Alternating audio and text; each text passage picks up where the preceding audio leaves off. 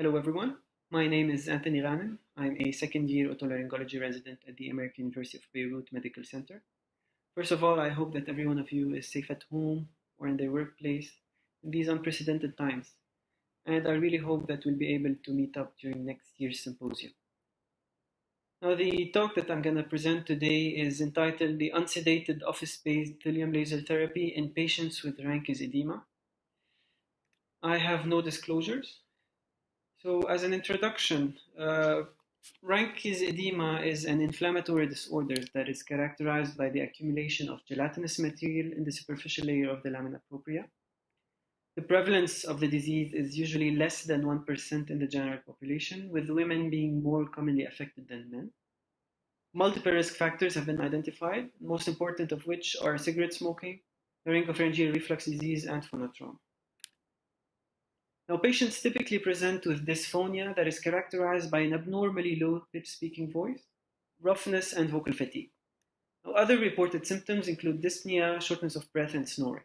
On laryngeal exam, Reinke's edema is characterized by the presence of unilateral or bilateral edematous changes, or a polypoid mass that is occupying part or the entirety of the membranous vocal fold. And the altered viscoelastic properties of the superficial layer of the lamina propria allow for a range of abnormal sorboscopic findings, most common of which are asymmetry, an increase or a decrease in the mucosal waves, and an increase in amplitude. Now, the goals of therapy are mainly symptomatic relief, improvement of dysphonia, and improvement in breathing. And this was shown in a recent study published by Hamdan et al., whereby patients with Reinke's edema have been shown to have a higher prevalence of obstructive sleep apnea.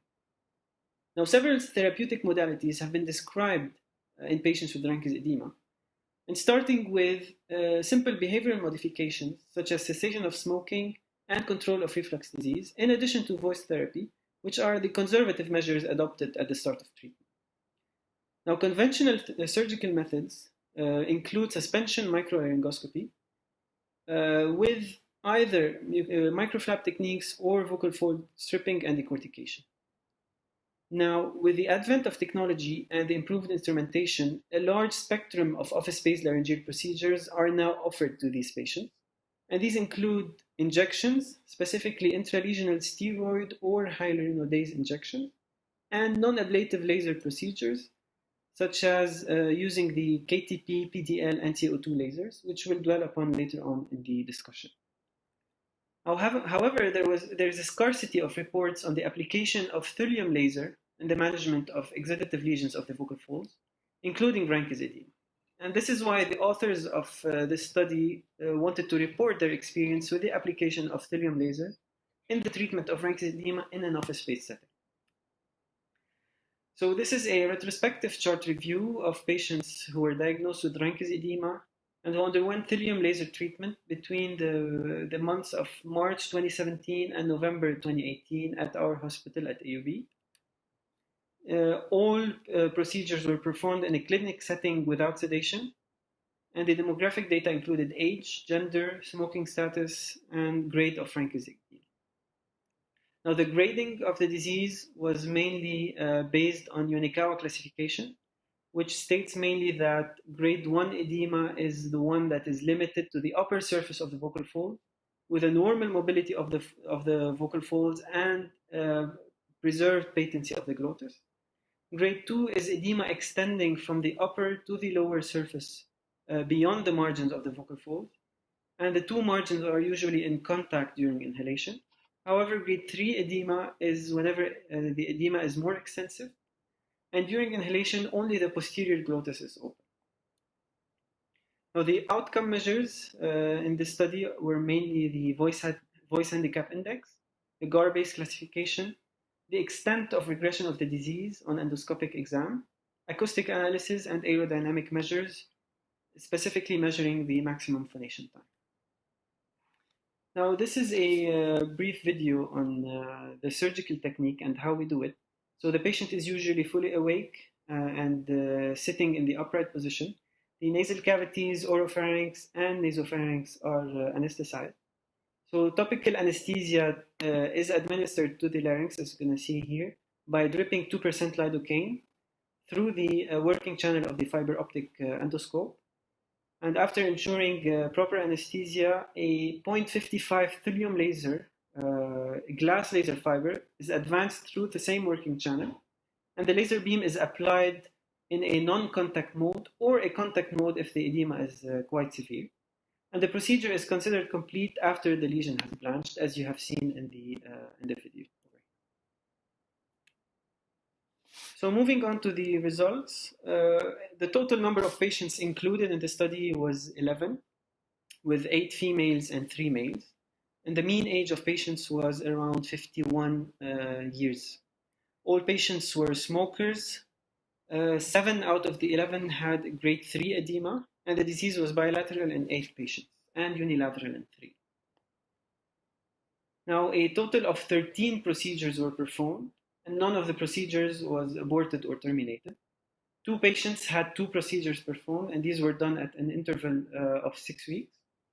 Endoscopic evaluation preoperatively revealed grade 3 edema in 7 out of the 11 patients. And following surgery, there was complete regression of the disease in 3 patients and partial regression in the remaining 8. So technically, all of the patients had either partial or complete regression of the disease. Now, regarding the Voice Handicap Index, 10 out of the 11 patients had improvement in the VHI-10 score, with a mean VHI decreasing from 15 to 3.07. And this was statistically significant with a p-value of less than 0.01. Similarly, there was statistically significant improvement in the GAR-based scores, except for asthenia, with a p-value of less than 0.05. Now, with regard to the acoustic analysis, the mean habitual pitch increased by almost 30 Hertz from 125 to 155 Hertz. There was also improvement in the mean jitter and mean shimmer. However, these did not reach statistical significance. Similarly, there was no significant change in the MPT. And this non-significance is mainly attributed to the small sample size of the study. Now, different types of lasers have been used in an office setting for the treatment of benign vocal fold lesions. And these are mainly the photoangelitic lasers, specifically the KTP and the PTL laser. And these have gained popularity because of their fiber optic mode of delivery and their affinity to oxyhemoglobin, which allows specific photocoagulation of the lesion's microvasculature without damaging the surrounding tissues and the overlying mucosa. Now, less commonly used is the CO2 laser, with a higher wavelength of almost 10,000 nanometers. And this laser has a greater affinity to water. And when used in a non-contact mode, it allows the vaporization of the water content within the superficial layer of the lamina propria in Reinke's edema. Now, the literature is scarce on the use of Thulium laser in the treatment of benign vocal fold lesions. Zeitels et al. Reported on the use of Thulium laser in patients with papillomatosis, vocal fold edema, and granuloma. And a year later, Kaufman et al. Shared their experience with Thulium laser in patients with granuloma, amyloidosis, and 3 cases of vocal fold lesion. Both reports refer to the superior cutting and hemostatic properties of the Thulium laser, and hence the reduced risk of bleeding. Now, Thulium laser was shown to be a safe laser that can be used interchangeably with other types of laser for the treatment of benign vocal fold pathologies.